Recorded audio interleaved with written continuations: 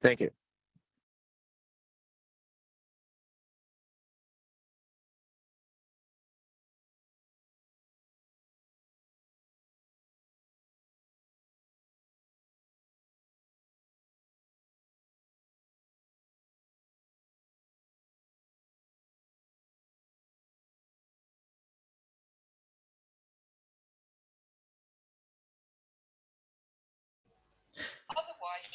All right, so we now want to look at information and information security, because you have already talked about what information is and what is information security.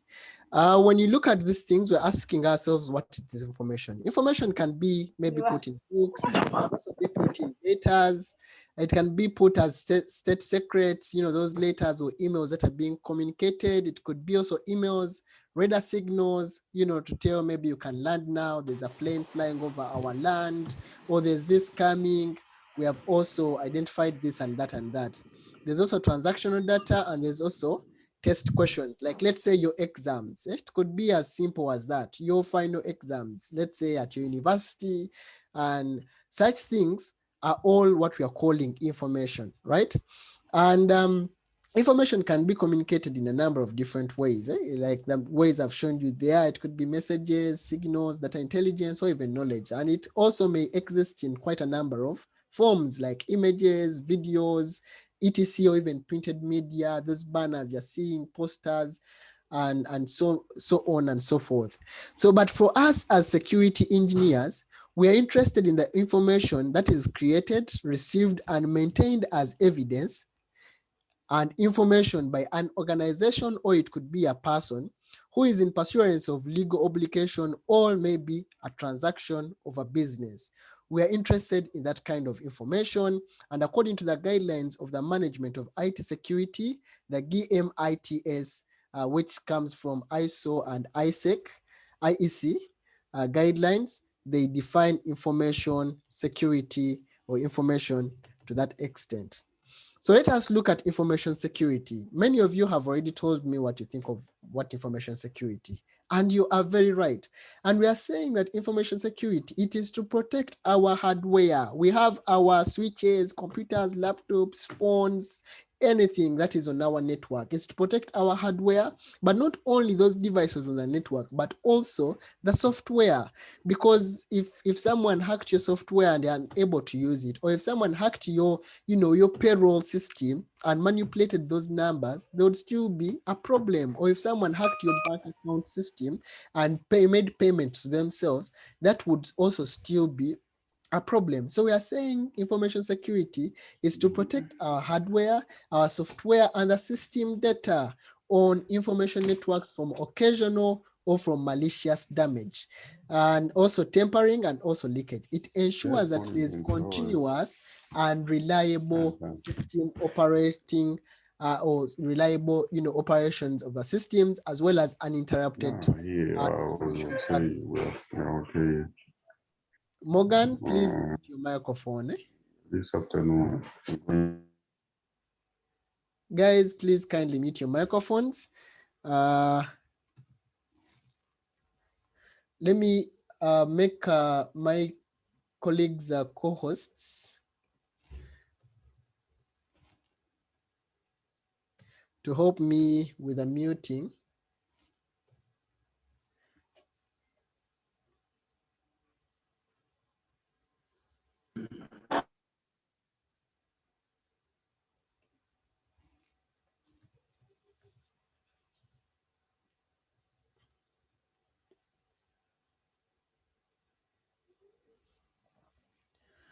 Okay. So we were looking at information security, and we're saying information security refers to the preservation of confidentiality. We already talked about it. Of integrity, we also talked about it in the previous slide, and the availability of data through security technologies. These technologies can include computer software and hardware, network and TIC technologies. So organizational management, or any organization, measures throughout the information life cycle, and this has to be taken care of, right? From the generation of your information. Yeah, that's what we are considering as well. Mr. Send, we request you just remove that guys because he can't actually maybe listen to the simple instructions. Thank I've you. removed him because I've been unmuting him. I've been muting him and he's unmuting. I mute him and he's unmuting. So I've just removed him from the class. Okay, so from generation of information, you need to make sure that you have taken in aspect the confidentiality, the integrity, and the availability of data, to transmission, to exchange, even when you're processing it, and even where you're going to store your information. That should be essential. So in case information is affected or assets are damaged, what could be some of the risks? Here I want to focus at national security. Imagine if all the state secrets leak, maybe to, neighborhood states, or even maybe to, terrorists, or even to, let's say, the opposition, no offense, or even to other people. It could cause a lot of danger, and it could cause an issue to our national security. Think about our operating environment and continuous development. If we want to continue to develop, we need to make sure that there's a lot of information security, because all those things today rely on our information to date. Just imagine companies like Google, most of their earnings not come from the products that they are making and selling to you, but they are basically driving on the aspect of information to actually make a fortune out of it. You are not going to just go and use Google search. You're not going to necessarily buy a hardware device or anything from Google, but they're just going to use their free services per se.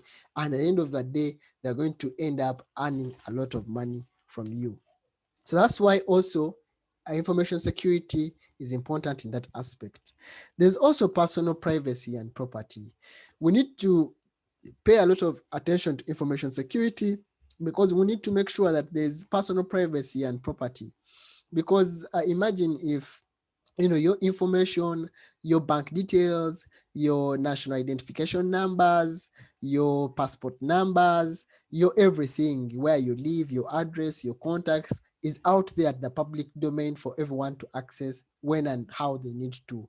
Your card number for your bank, your CSV number, everything on your bank account, your expiry, then people can actually access your funds and they can actually make transactions. So that's why we also need to pay a lot of attention to information security, to make sure that we pay attention to these things. Now, moving forward, the aim of information security, like I told you, it is to protect data against threats through technical means and effective management. So it's not guesswork, but there are technical ways you have to follow to make sure that there's there's data information safety, and you also have to effectively keep on managing the entire process to achieve your desired goals. So information security development. Information security, like you are seeing in this trend, it is not something that has just come now. We can see that from the early 1990s, the 1900s, communication secrecy, it was a stage that was categorized with communication secrecy, and we're going to look at these things in detail. But basically there was limited communication technologies, and they dispersely stored data. Like, let's say in military bases, for you to access data, you would have to drive and go to a military base, access their stores, go to their data center stores and put their files in cabinets and store them. So they were dispersely stored, no communication storages whatsoever. But from the post 1960s, there was information security stage. At this stage here, almost everyone was starting to use the internet. Internet development brought new challenges and threats to information security, because now for point A to communicate and send data to point B, they had to use some kind of medium, which is the internet. And you see, internet, like we were taught, it is the global interconnection of computers. Like, everyone can connect as long as they have a public address. They can be able to connect to the internet, but now remember, you're sending your information throughout the internet. So it brought new challenges and, of course, threats to the information security. It's not like here in our 1990s, where you knew that as long as your military barracks is safe and there are people guarding at the door entry, no one can actually come and access your information. But now you need to transmit the information to point B over the internet, and you know maybe university A is connected, university B is connected, organization C is connected, and a hacker somewhere is also connected to the same internet. So that's why we are saying it also brought those kind of new challenges. And from 1980s going forward, we are going into what you're calling the information assurance stage. But basically in the assurance stage, information based on security replaces on traditional security. So they used on information-based security other than traditional security, making sure that the physical facilities are safe, but they basically focus so much on information-based security. And it's at this point, and I'm going to draw this question to the people who are in this class or who are in this class and they were not part of the previous class. And I just want to ask basically, when you look at this picture, what comes to your mind? You can just say mic check and you tell me what you think. What comes to your mind when you look at this picture? There's a gentleman here. I don't know if you can all see the picture, but what comes to your mind when you see this guy? Mic check. Yes, please. Yeah, I can see this person is somewhere in an oil drilling company. Oil drilling company. Okay, this is. Hello. Okay, thank you. Anyone else? Hello. Mic check. Identify the person is an Asian of not Asian origin. Asian origin. Yes, this is Isaac Pitt. Yes, Isaac. Yes, Hope. Yes. I see this person. He's very angry. I think his information has been linked to someone, and okay, his information has been linked to someone to give his information to. I can't. You are breaking. I didn't really get what you're saying. Could you please pardon me? I'm saying this man, he's very angry. To me, I think, according to the way I see him, I think his information has been hacked, or his information has been linked to some unknown company or stuff. Okay. He's an old Asian, maybe in winter, because I see he's wearing a jacket. Yes. Okay. He's in a cold environment. Yes, Someone is in cold environment. Yes, Agrem Murungi, your hand is up. The same thing is it's like either he's like on a ship and it's very cold out there. Hello. And cold. Okay. Someone is saying the guy is frustrated and angry. Hello, Mr. Sedi. Yes, please. The guy is actually putting on like warm clothing. Yeah. Warm clothing. Okay. Yes. Hello. Yes, David, your hand is up. Yes, please. I think he's in some factory and trying to collect information from there. He's on a mission. He's on a mission. Collecting information for which has been sent. Okay, thank you. Flora, your hand is up. Flora. This is a Chinese on duty during a winter season and is paying attention to the next instruction to operate machines in that factory. Okay. Hello. Hello. Right. Yes, please. Hello. Hello, Cindy. Okay, I think let me try. All right, I think that would be all. Thank you for all trying and for all those that had put up their hands. You can now lower down your hands. Thank you so much. For the interest of time, I'll stop here. But I can see you have all given me your thoughts and what you think about this guy. Someone saying he's in an oil company.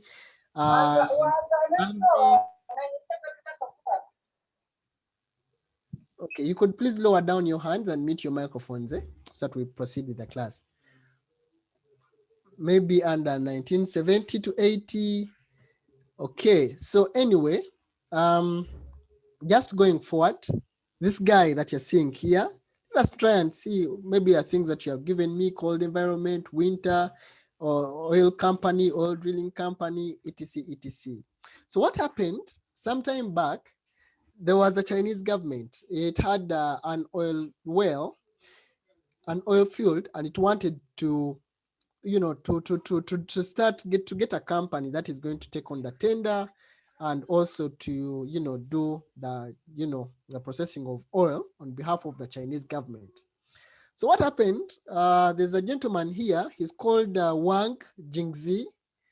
Wang Jingzi, maybe he's an employee. Maybe he was one of those people working at that oil field. And maybe being at an oil field, you don't get time to go back to your family or whatsoever. Just like us today, where you're somewhere and you take a picture and maybe send it to your family and tell them, hey guys, I'm still alive. Are you seeing me? I'm here. Or maybe you're going to take food. Many of you take pictures when you're going to take food, and whatever happens in your life, you take and, share your pictures.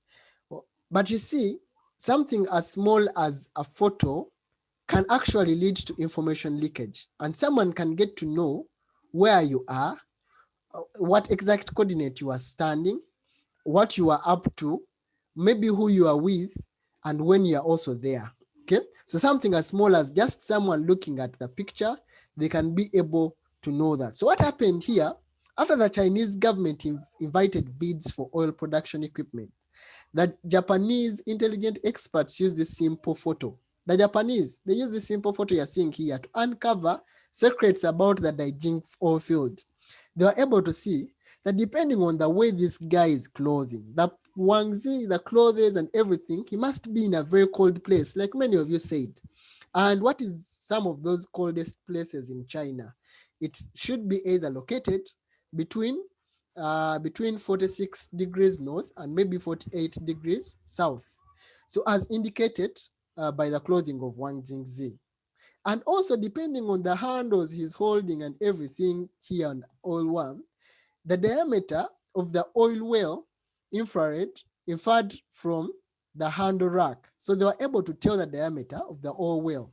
So by doing so, they were able to get more information and place their bid with exact details of the equipment they are going to use, of how the kind of equipment that can survive this kind of weather, and also the exact kind of equipment, and of course with the almost the exact kind of costing, because they had insider information. Ladies and gentlemen, now you can already see that this entire bidding process was not fair, because now companies like Total, like Shell, and other companies that are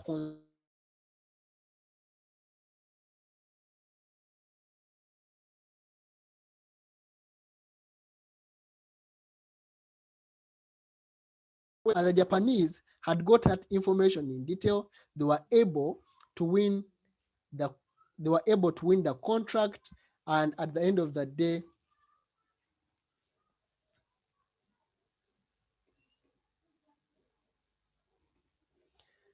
you're all seeing my screen? Yes. Yes, we are. Yes, please. All right, you can mute now. So I'm saying that they were able to win the contract because they got information which leaked through just a photo, and the entire process was not free and fair. So that is how information can leak, even from something as simple as a photo. So in the previous case we have just mentioned earlier on, it was ignored that a photo might reveal such sensitive information about that oil field. And by limiting that, that the dissemination of recipient of the photo, information leakage could have been prevented. If maybe he just took the photo and kept it in his phone, maybe no one could have intercepted the photo, maybe that information couldn't have leaked. You notice that in some governments, when you go to bridges, when you go to some facilities that the government hold dear, they actually won't let you take pictures. Isn't that true? When you get maybe to a dam or something, there's a point where they say, no, you know what? You are not allowed to take pictures from here, isn't it? So in the early 1900s, Communication technologies were undercovered and data was stored in different locations. You just have maybe your military bases and information is stored there. Whereas information security was limited to physical security of information and cipher-based security of communication. They usually used a stream cipher. As long as information was relatively in a secure place and authorized users were prohibited from accessing the information, and data security could almost be guaranteed. That if you know you're in your barracks A and there are guards here, tanks, people with guns, and no one can access this facility, you're almost guaranteed that your information within your place is absolutely secure. So information security stage. We are now looking at this one happened after the 1960s, and since the 1990s, the internet technologies developed rapidly and information leaks also increased. As a result, in addition to just confidentiality, integrity, and availability, information security also began to focus on more principles and objectives, principles such as controllability and non-repudiation. We already looked at confidentiality, and you guys told me that here in confidentiality, we're trying to ensure that our information can be obtained by only authorized users. There's no, it doesn't leak to unauthorized parties. With integrity, you told me that here our information ensures that there's accuracy. Let me just grab this. It ensures that there is accuracy. That there is accuracy and there is integrity of our information, and it has not been tampered with. It is true in its original nature, right? From the destination to, from the sender to the destination. With availability, we are ensuring that whoever is given permission to access whatever information, that authorized users can obtain the desired information and use related assets. And then now they are saying, because now information, because there has been increased, leaks and, use of internet and connectivity, they're now adding in more to other factors to pay attention to. And we're looking at controllability. When it comes to controllability, here we just, you know what control means, right? So here we just want to make sure that we can monitor, we can be able, we are the guys in charge. We can either monitor to protect our information and these systems against threats, that we are in charge. Actually, we can monitor to see who has been trying to access what did they try to do. Let's now block them out. So that is basically what you're looking at when you also involve controllability. Now with non-repudiation, could someone tell us before I speak about it, what do you think about non-repudiation? Let me try some. Yes, please. I think non-repudiation looks at both two parties not denying to have participated in this dissemination of information. Very well. It actually looks at that exactly. That they are trying to make sure that if you send me a message and it comes from your phone and packets come from your device, your user ID from your email, and it comes to my email and you have abused me, under normal circumstances, there's no way you can deny that, you know what, no, it was not me who sent you the message, and you actually be liable for those actions.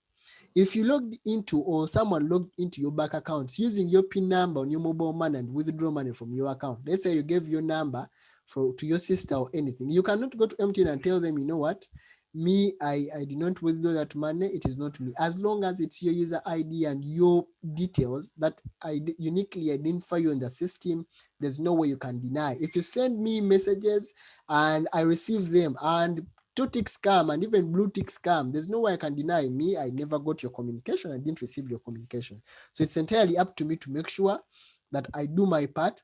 Also the sender to make sure that they do their part. So basically with non-repudiation, here it just prevents senders or information sender or receiver from denying the information, that, you know what, the information you sent, I did not see it. Well, I don't know what you're talking about, or it doesn't make sense to me.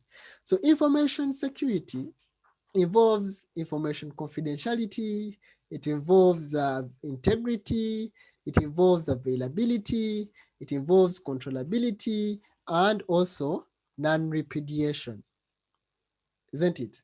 And in general, information security is to ensure that there's effectiveness of electronic information. Confidentiality, like we have talked about, it means resisting passive attacks by adversaries and preventing information leakage to unauthorized users.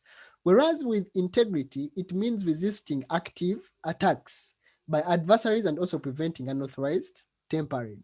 Availability, basically to make sure that information is actually available to the users, the intended users, anytime, any day. Whereas controllability looks at implementing security monitoring of information system and also preventing attacks from happening or controlling attacks from happening. This is what we have just looked at on this slide. So we want to continue to the next stage, which is assurance stage. Basically here now, it came and it is now more business-oriented information security awareness. That's why you're seeing people doing assurance audits, IT audits, to just assure the business that everything we have is in check, and we are doing our level best to make sure that, you know, there's security assurance. And here the business is focused on different service traffic with various risks and protection methods. They have different control measures to just assess and see that information is secure. Whereas the information systems also focused on cohesive security management and technical protection, proactive defense, but not passive defense. Proactive, like you even anticipate what is going to happen, not to just wait for something to happen and then you are able to, you know, to do something about it. And then also there's management, and with management here looked at you know, developing people who are capable, talent development and system establishment for security management. People who are capable of making sure that, you know, they properly manage our information security. There are some few examples of you know, Trojans and things that have, you know, hacks that have been taking place. And here I want to look at the WannaCry ransomware. And in 2017, the WannaCry ransomware, the crypto worm, propagated through the internal blue or through the networks, infecting over 100 computers, causing a loss of about 8 billion. That is a lot of money. It affected transport systems, it affected energy, it affected government systems, and also even the education systems. What these people did, they exploited on Windows, there's a port called port 445. They exploited it. They exploited the vulnerability. And this WannaCry ransomware had a self-replication mechanism, and also it included a transport mechanism to automatically spread itself. Whenever it gets onto one computer, it can automatically transport itself, go to another computer and infect it. But mostly operating system, Windows operating systems were affected. The people on campus, you know how people on campus share files? Hey, you have a movie? Hey, put in your flash. Help me with this PDF. Put in the flash here and there. So it is easy at campus levels or university levels for such ransomwares to, you know, to move from one computer to another. And a large number of laboratory data, final year projects, business projects were either locked and encrypted. At the end of the day, some of even the systems, application system and database files of some large organizations or enterprises were encrypted, and even after they failed to run correctly. And this is a ransomware. So they used to just, you know, after when they affect your system, you just get a screen like this screen that you're seeing, telling you, hey boss, today you have been, they used some word, you have been, you know, and it's time for you to pay. Either pay this amount of money, or you can never use your system again until you pay us. Then you are able to access it. You can't access your files. You can't use your files, just like you see that an organization is just hacked and people are unable to continue working normally. So, but you see here in Africa, it's also a bit funny, because you hack a university student machine, like let's say some of you guys, you hack your machine, you're happy as a hacker, and you say, okay, my ransomware has effectively taken charge of that machine. So you come back tomorrow to see if the guy has paid, only to find that the guy has wiped the operating system and they have put a new operating system. Because some of us, usually mainly the things we keep on our computers, movies, notes, and etc and etc. So anyway, that is the WannaCry ransom crypto worm. Another case was the ocean Lotus. Let us also look at it, and it what happened in 2012, and the Lotus group carried out a targeted penetration and attacks on important sectors of China, such as the government, scientific research institutions, maritime institutions, construction, and shipping enterprises. The attacks were intended to obtain confidential information, intercept intelligence sent out by attacked computers, and enable computers to automatically send out related intelligences.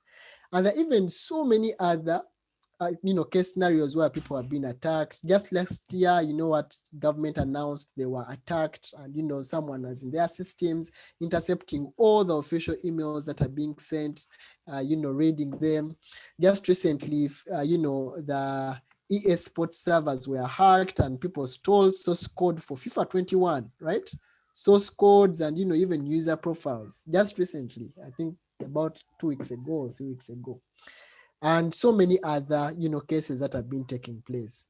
There is some groups from North Korea who you also attacked banks, and they keep on stealing money and so many other things. African Union was also hacked. Their headquarters were hacked, and the information was tampered with and being listened to by unauthorized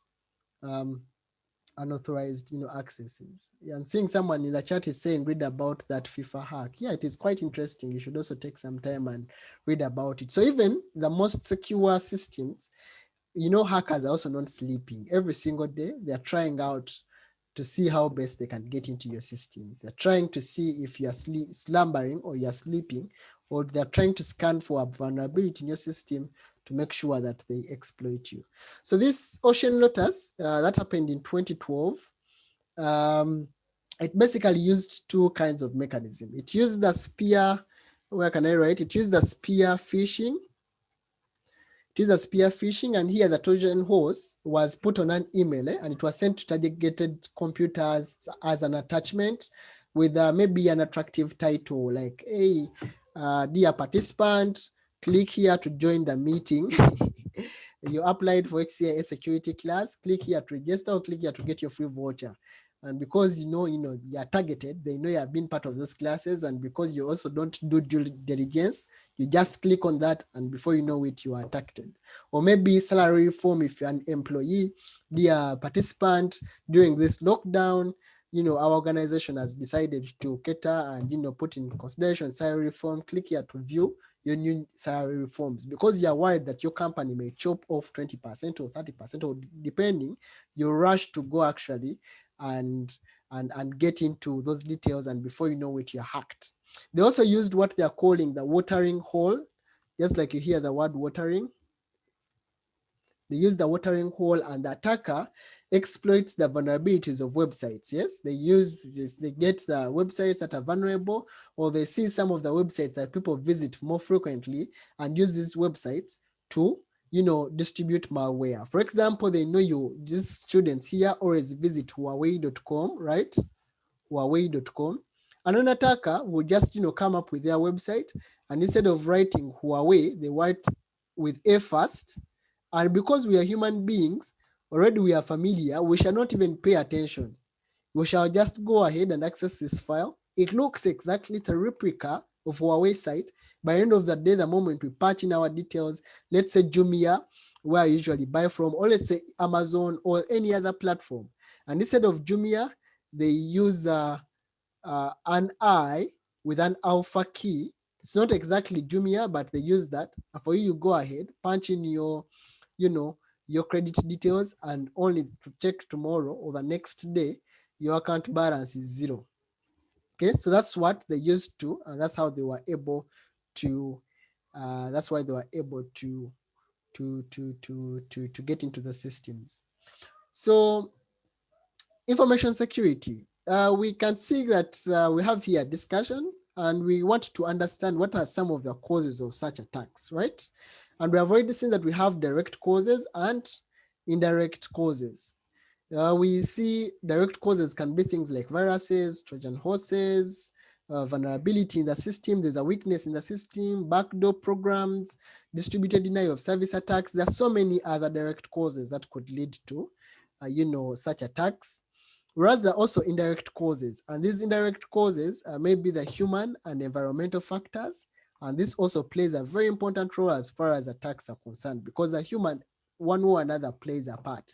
And of course, information system complexity, because you want to achieve complexity, you want to make your design easy so that you don't make it hard for your users when signing in. So you design your system with a weak password policy, and then before you know it, the hackers can easily brute force your password and then can access your system. Or maybe you don't want to, you waste a lot of resources and take a lot of time, or maybe you don't want your network to consume a lot of resources, so you don't really pay attention to the details. So also these could be indirect causes of such attacks, like the attacks that we have looked at. Okay, so moving forward, we want to look at the significance of building information security. It is important to build information security. And it is important to build information security because information security in the broad terms, like we have seen, it defines the data confidentiality. It also defines integrity, availability, controllability, and non-repudiation. And in terms of cybersecurity, information security defines more specific requirements such as physical security, also identity authentication, audit, and monitoring, that our assets are physically secure. On top of our assets being physically secure, we can also know who is accessing what, who is access to access what. We can also audit and see who accessed what, for how long did they access those resources, and we can also monitor who is doing what at a particular time so that we can take corrective action. Right? So the importance is information networks have become the foundation of economic prosperity, social stability, and national development. Today, governments, businesses, organizations, they're all relying on information. You either agree or you won't agree, but that is the exact truth. And information profoundly influences the global economic integration, national strategy adjustment, and policy priorities. People base on information to make such decisions. When they're coming up with their budget, they base on information, right? They base on information to know how did we perform last year, what needs to increase, what needs to be worked on. For people who are asking about a distributed DDoS attack, it means distributed denial of service attack, and we shall be looking at those things in detail later on. For now, do not worry. Information security has transformed from just a technical issue into even a matter of national security worldwide. Now, nations have been paying a lot of attention to as far as information security is concerned. That's why companies or states are coming up with, cyber laws and bills every now and then to make sure that, information security is being catered for. And information security is applicable to many technical fields, like let's say our colleagues in military or security forces, the real security forces, and there's a command and control, communications, computer and intelligence systems, the e-commerce systems, biomedical systems, and so many and so other systems, learning management systems, intelligence transport systems, health systems, etc, etc, and etc. So we want to look at information security risks and management. And with information security risks involved in information security, we have physical risks, we have network risks, we have system risks, we have information risks, we have application risks, we have management risks, we have other risks. Okay, so we are going to use the next 15 minutes. We're going to use the next 15 minutes. I'm going to put you into groups. I want to put you into groups of, I'm going to put you into groups, and these groups you will be able to, let me see, this is going to be group 1, sorry. It's going to be group 1, it's going to be group 2, group 3, to be group 4, be group 5, and this is going to be group 6. Okay, so other risks we shall not discuss in our groups. So I'm going to go ahead and create these groups to be 6 groups. And when you're in those groups, what you're going to do, you're going to be discussing with your peers, and you're going to talk about those risks, what you think what a risk is, and also give a few examples of physical risks. For example, if you're in the physical risk group, and also group 2 here, you will talk about network risk, what you think network risks are, and then you choose a group leader who will at the end when I bring you back to the main group, ask the group leader to share with us what you guys have discussed. I hope that is clear. I'm going to be breaking you into rooms in the nearby future. It is important that at least in that group you get to know at least someone from that group, and also choose your presenter who present your discussions, and you're going to only need 5 minutes for you to make your presentation. If you don't know your group, you can look at the top of your Zoom. You will be seeing the group name, and then you will be able to discuss. Then after, when you're done, your presenter will present for us in 3 minutes. Each group will have 3 minutes and present to us what they think of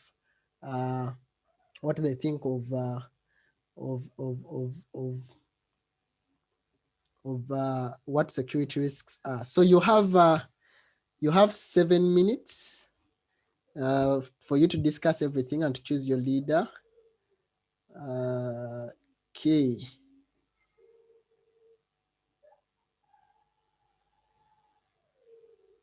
Okay. So we'll now assign you to your groups now.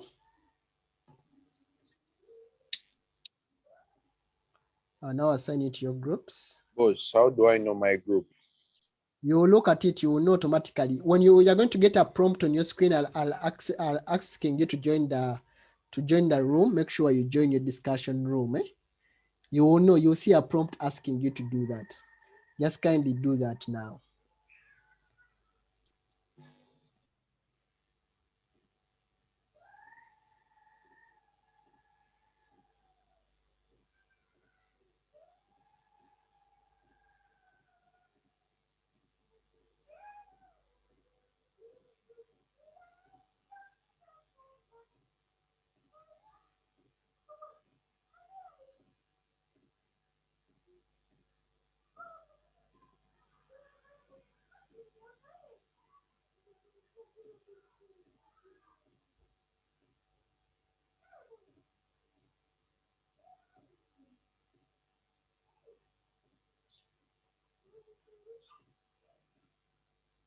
If you're still on this call, that means you have not yet joined your group.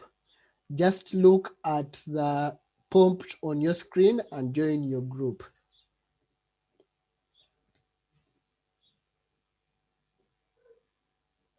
I'm still seeing 31 participants. That means you have not yet joined your group. Kindly just see the prompt on your screen and join your group.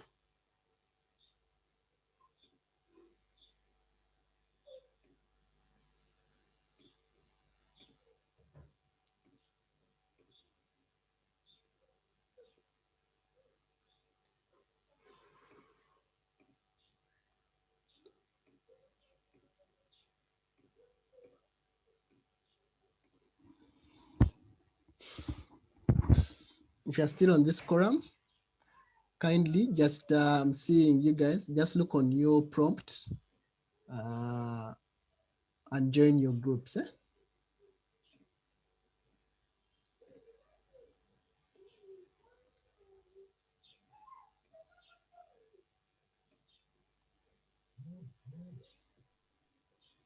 Hello?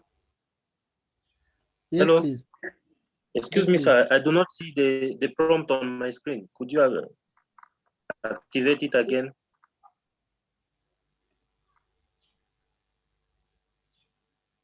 Kindly look again. It should be there. There's no way I can activate it again because I sent it already. But just kindly look again. You should be able to see it.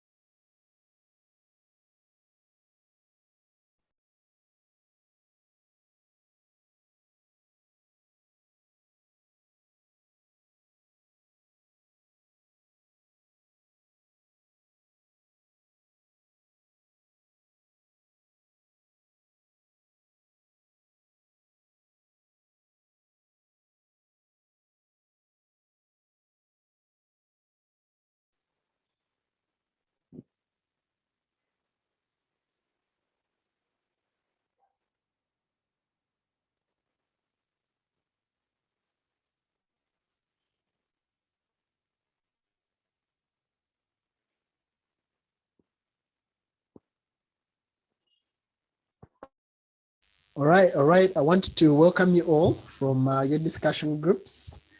I hope you had a meaningful discussion. Okay. Now, okay. I think you're all back. Welcome back. I hope you all participated in a way. I know it has been a short time. So, each group is going to get only 2 minutes to present what they talked about. You just summarize, but basically tell us what your group is, and tell us about physical risks and what you think about them. Okay, so I will start with group 1, that is physical risks. So who was the group leader for group 1? Bahindi Emmanuel. Bahindi Emmanuel, yes, your timer is going to start counting. I'm Bahindi Emmanuel, and I'm presenting about the physical risks. So when we look at the physical risks, we are looking at a condition where an attacker gains physical access to the assets and infrastructure of a system in order to damage it, steal it, disable it, or use it in undesired way. So like, for example, hardware breakage, maybe someone can break into an office, break the hardware of the office, for example, the storage media, or break down the computer system. It could be like someone getting into maybe a building and setting the building ablaze, like in form of fire. It could be a flood, a natural disaster, maybe a flood. So ideally, that's what we are looking at when we are to look at the physical risks. Basically, Okay. that's what we have. All right, thank you. Did you get to meet anyone new? Any 3 names from your group mates? And? Did you get to meet anyone new, someone new from your group? Most of them were new to me. So you didn't take the opportunity to get to know them? Yeah, we introduced ourselves, though I couldn't take note of all the names. Okay, so you don't remember anyone? Yeah, because we were on the major focus of discussion. Okay, all right. Thank you, Emmanuel. Though it's also important, very important, that you get to, to meet people and you get to at least, get at least one name. It's very, very important. Yeah. Okay. Sure. Thank you so much for sharing. If we could clap, I would ask them to clap. But thank you. So let us take on group 2. Group 2, you are sharing network risks. Who was the team lead for group 2? Gerardo team, eh? Yes. It was? Yes, it was network risks. Group 2. Okay, go ahead, Julie. Yes, so we were discussing network risks, meaning risks that come by virtue of being on a network, an organization that has got interconnected devices that are sharing a resource might not be safe from intrusion. So some of the examples that we identified included ransomware, insider threats, cloud security, encryption, and also computer viruses, including hack.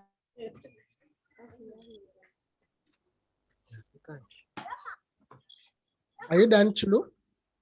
Yes. Chulu, you're done, eh? No, she hasn't. Have we lost her? I hope. Yeah, problem. Okay, any backup? As group members, we can back her up. Yeah, so basically she okay. just made an introduction. This is Isaac. She basically made an introduction. We are looking at threats that come as a result of you being on the network. Okay, so we looked at even ways to mitigate such threats. We can talk about implanting or implementing the devices such as the firewall. that will protect you, because the firewall is going to sieve the packets that, or rather identity of allowed devices and people that are able to access information. So those are some of the things that we discussed. We looked at the ways of how you can protect yourself and actually identifying the threats that can come to you as a way of you being on the network. Yes, All right. okay. I'm Maxwell Tipper in the network group as well. Also looking at another type of network attack, there's one which is called man in the middle, or maybe session hijacking, whereby an attacker can come in between the conversation, then hijack the session, right? So that as well, there are some people who use some software to do that and siphoning information. And also we have a way of maybe protecting that, whereby we can put a software that can detect, that is intrusion detection system that can detect any attackers who come in that way. Thank you. All right, thank you so much. Thank you so much. Group 2, I think you have done a good job. And group 1, I will take on group 3, system risks. Blow it away. It's Okotel Alex, I'll represent. Go ahead. Your time is counting. We started by defining a threat, which is a risk, which is a threat to data or information on the system. Then went ahead and said the system risk is when unauthorized user can't access a system at a specified time. Maybe when a hacker actually forges passwords or duplicates the passwords and accesses it, and actually hacks into the system and takes over your account. Then again, we say that a system risk can be like if you cannot monitor your system and the information in it. So other risks can be like malware, phishing, outsourced IT services, and so on. I think that's what I had. All right. Thank you. Thank you, group. Yes, please. To back him up, this is Albert. Yes, Albert. We talked about mainly all the threats that will enter into our systems so that they are malfunctioning, so that they are not functioning properly. Even the user cannot use his system very well because maybe there are viruses or someone has hacked into it. Mainly that is all we talked about. Okay. All right, thank you. Your time has been used. Now let us go to, thank you so much, group 3, for sharing. Let us go to group 4, information risks. Your time is counting now. So let me start by introducing myself. I'm Wenbody. I hope you are able to get me. Yes, please. We defined information risk as a calculation based on the likelihood that an authorized user will negatively impact what we call the HCIA, the confidentiality, the integrity, and the availability of data that someone has collected, transmitted, or stored. And we delved in to look at the different examples, and to that effect, we said the data leakage is an example.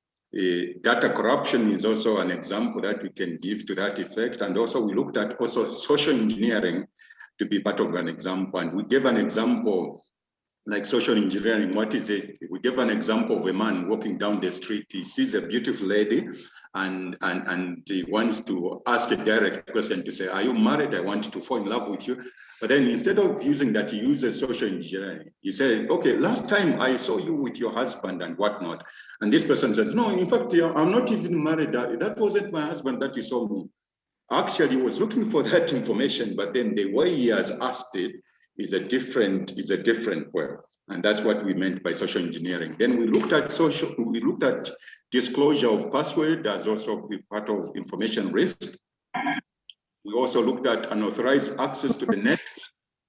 We also looked at the maintenance error. We looked at the electrical outage on maintenance errors when when engineers are doing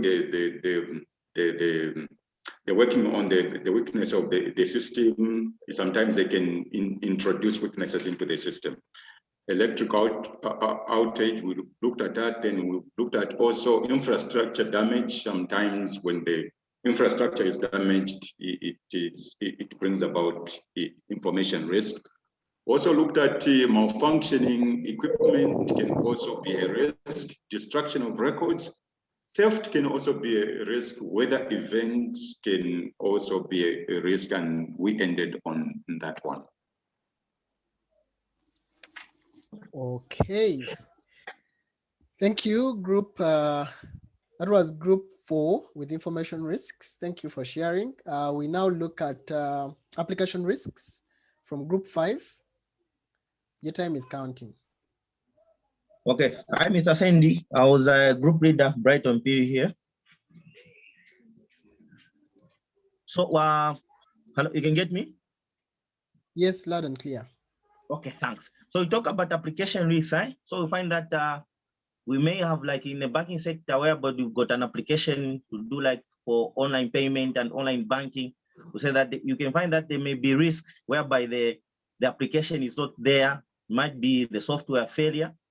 Also, we may find that there is an infrastructure failure. We also find that there can be also an application failure. You see that the application is not available.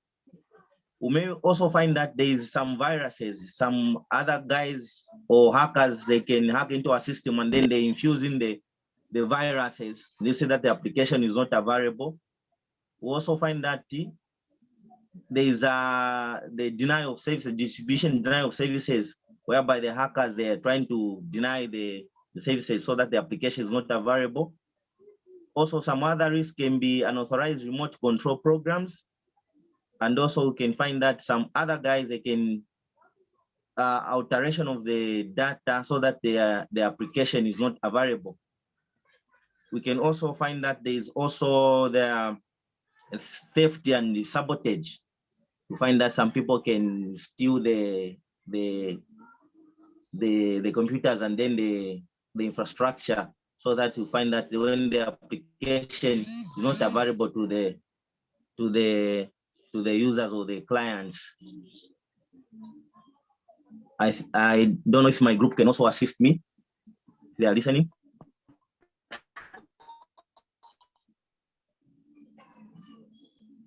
I think you've covered most of the stuff. Most of the things. Hello? Yes. Yeah, you have spoken most of what we discussed. Okay, thank you, group 5, for that discussion. And then lastly, let's hear from group 6. Your time is counting. Okay, thanks. Hello, good morning. This is Steven representing for group 6. We did the management risk. We are focused. Management risk is the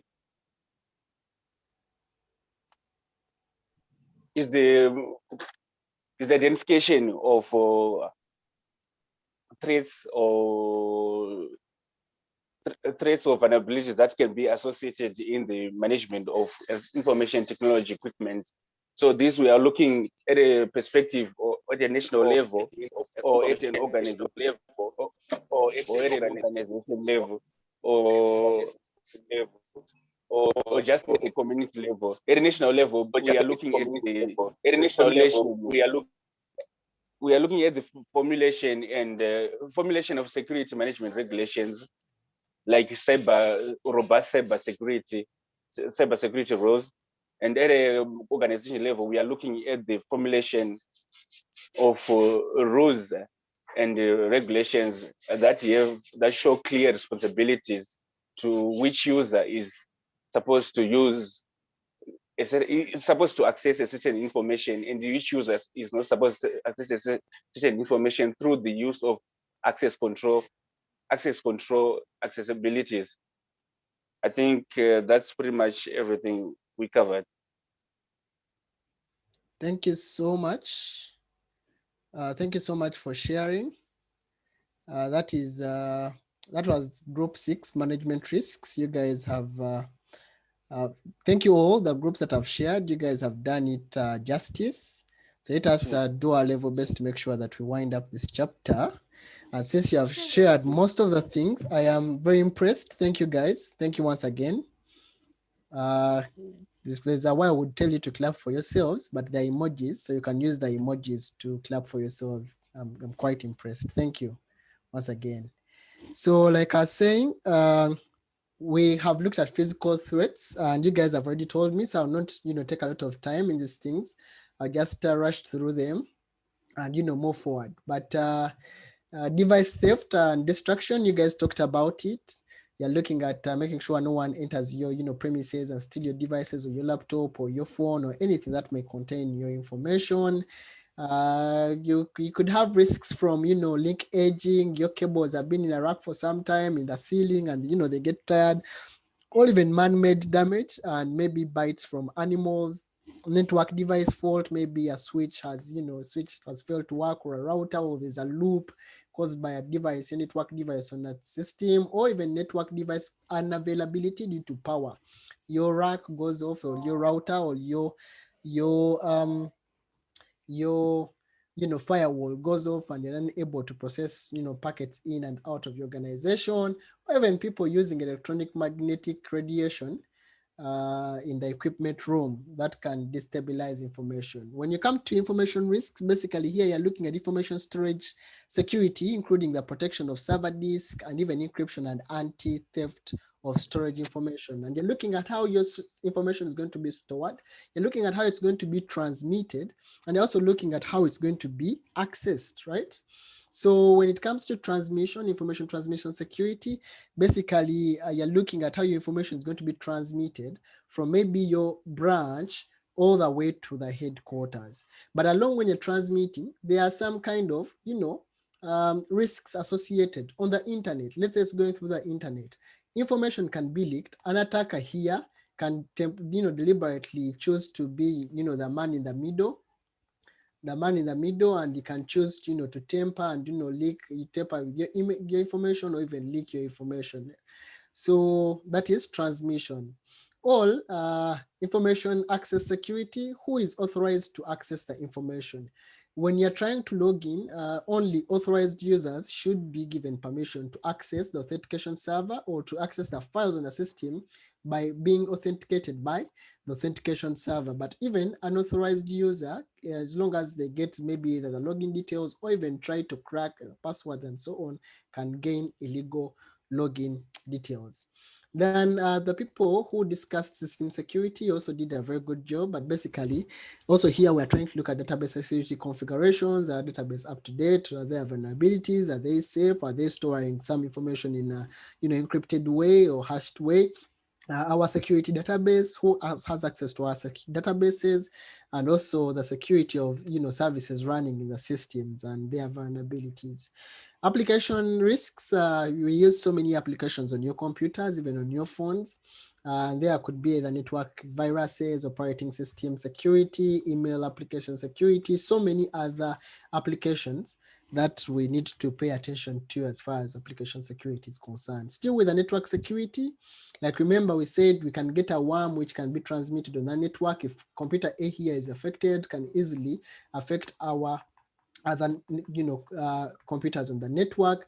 At the same time also, if this device went off, this guy will not be able to communicate to the internet because the router is off. So those are some of the risks, and there will be an availability of data.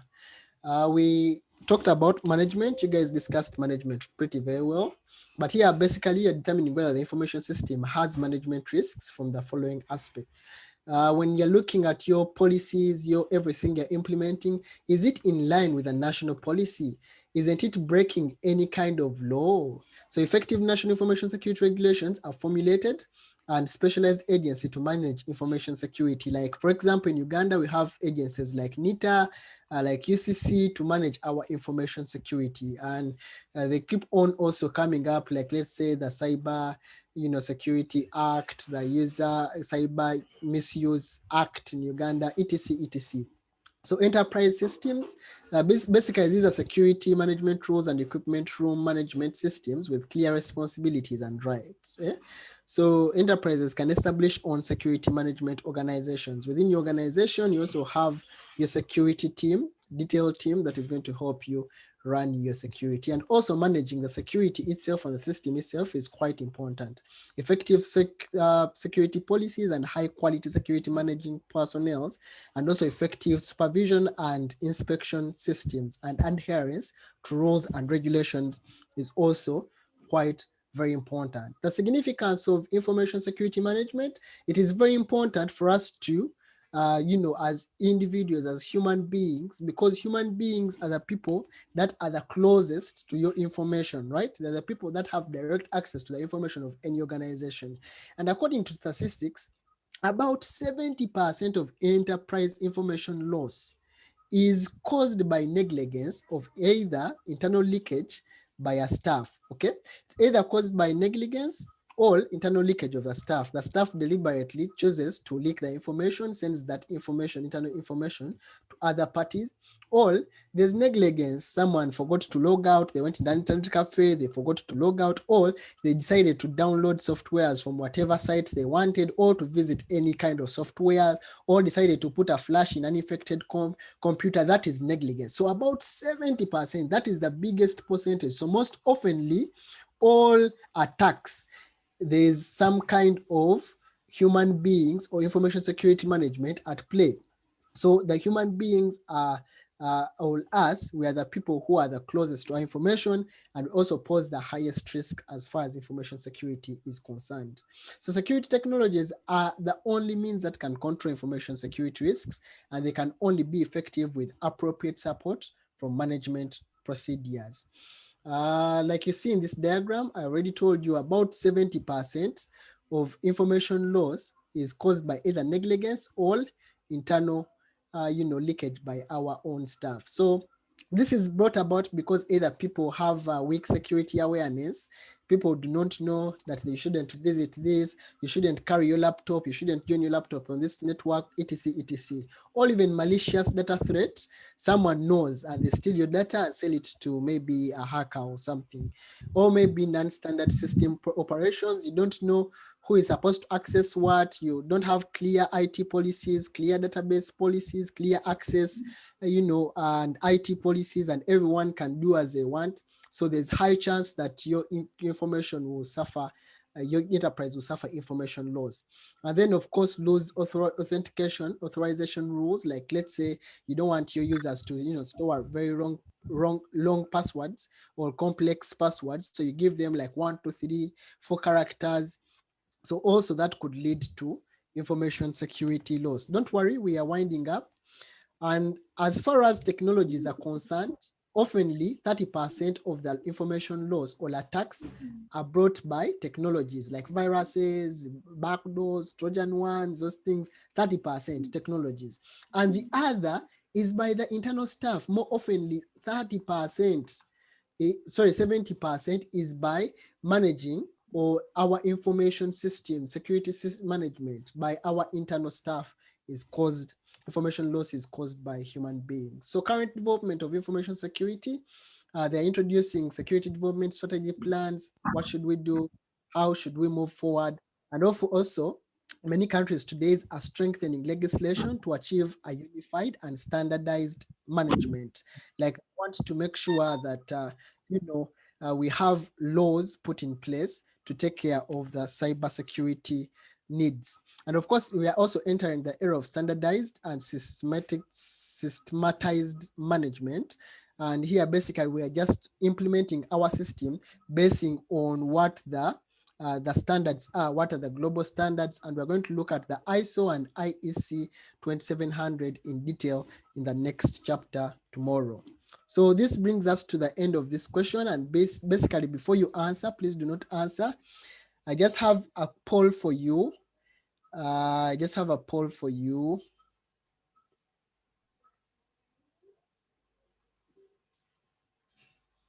Okay.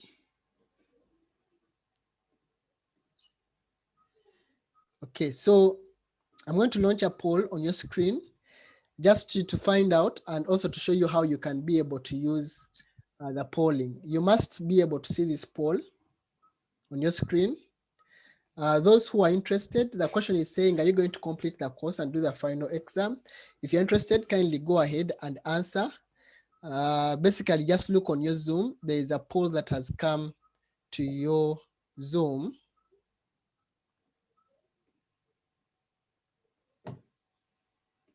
Just look at it and answer briefly.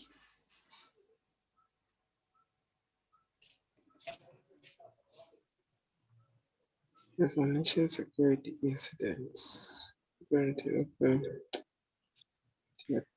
a poll that is on your screen. Kindly look at it. Before you answer this question, first, I'm seeing some people have not yet answered. Kindly go ahead and answer.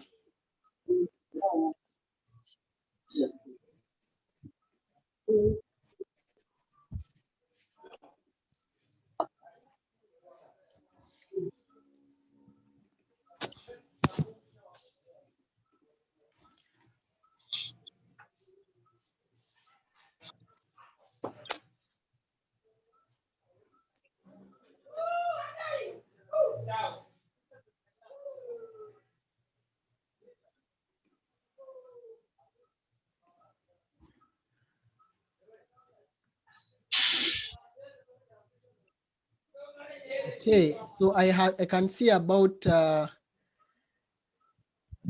200 people have responded. 200 people have responded that they will be in position to. I'll end the poll and I will share the results with you.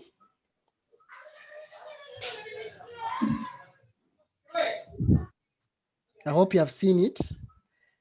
And then lastly, I'll stop sharing. And now also launch the question. There's a question on your screen, which is saying information security incidents are frequently caused because of cyber security. Caused because of security attack methods such as vulnerabilities, viruses, and backdoor programs.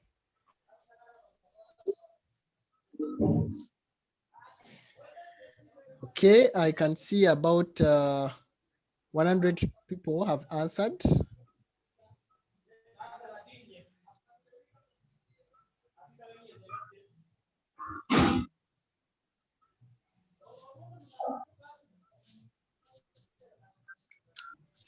Okay, so I'll stop from here. Those who have not answered, you have 2 seconds to submit because you have overshoot our time by about 10 minutes. And I want to end the class here, but let me first stop sharing and share the results, what people have said. This is what the people have said. But I want us to also discuss more on this question. You see, this is how exactly the final questions are going to be like. And you need to pay attention to detail. Don't just to answer just because you want to say. So the question is saying, information security incidents frequently occur because of security attack methods such as vulnerabilities, viruses, backdoor programs. But in one of the recent slides, we said, technologies frequently attributes to about 30%. And technologies, this is the vulnerabilities in systems, viruses, backdoor programs, Trojan worms, network viruses, etc. And we also said that the people or management, right, contributes about 70% of all the information security risks, right? The incidences, information security losses or incidents that occur. It is the human beings, either due to their negligence or intentionally giving out or leaking the information to people. That's why the security incidents occur. You will agree with me that let's say even if the virus, even if the virus is very strong. Someone please mute your mic. Sesanga, please mute your mic. Okay. So you will see that even if the virus is very, very, very powerful, right? And it's going to cause damage. But for it to be able to move from either one computer to come and affect your computer, Either you're going to get it on a flash, either you're going to get an email, or you're going to visit, you the human being, you're going to visit a website which is corrupted, and you're going to end up getting this virus, the technology which is going to cause information loss. Someone's mic is really irritating me, which is going to cause information loss. So in this slide, we said, according to the reports that have been covered, that technologies cause about 30%, and more frequently, all that information security incidences and loss is usually caused by management of either negligence or internal leakage of our intentional leakage of our internal staff. So that takes us back to this question. Information security incidents frequently occur because of, ideally they're saying, technologies. Is that true or it is false, members? False. It's false. It's false. Come on. Please do my biggest answer. That's why I'm saying, even when you're answering, it is true. Yes. Thank you. So that's why I'm saying it is true. Yes, sometimes incidences are caused by vulnerabilities, viruses, and backdoor programs. It's true, but more frequently they occur because of our negligence or even intentionally leaking the information security, isn't it? And that's why our answer is false. So having said that, we have looked at information security development history and basic concepts of information security. And thank you. We shall meet again tomorrow at the same time. At this point, I would love to end the class here and wish you a blessed stay. Thank you so much for being an interactive class. Forget to share with us the access code. Access code, don't forget to share it, sir. Okay, Mr. the recording. Don't forget the access code before you go. Okay, the recording will be shared, and also the access